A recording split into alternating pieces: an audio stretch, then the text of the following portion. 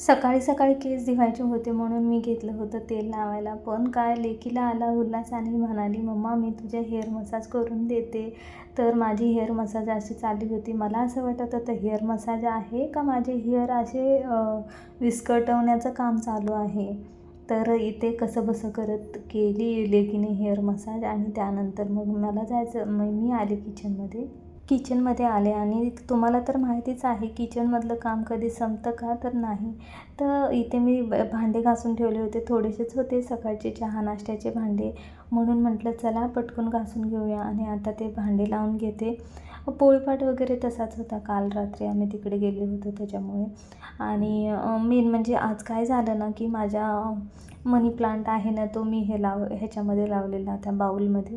तर तो थोडा सुकल्यासारखा झाला होता, तर तुम्हाला दिसत असेल तिथे मी ठेवला आहे नळाच्या खाली. त्यानंतर मग कुकरमध्ये थोडीशीच चपाती राहिलेली होती, म्हणजे मी कुकरमध्ये हे करून ठेवते, स्टोअर करून ठेवते जर काही एक्स्ट्राचं असेल तर सायंकाळच्या वेळी. तर कुकर वगैरे धुवून घेतला आणि त्यानंतर मी ते कुकर नेऊन मांडणीवरती मांडून ठेवला.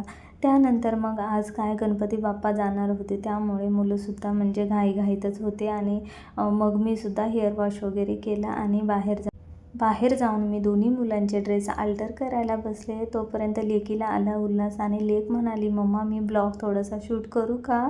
मग तिने केला आणि हो, इथं समोरच्या पॅन्टचं वगैरे अल्टरचं काम चालू होतं. हो, आणि गणपती बाप्पा जाताना माझं काहीतरी वेगळंच बघा, हे आमच्या इथून असं आमचं पुणे शहर दिसतं.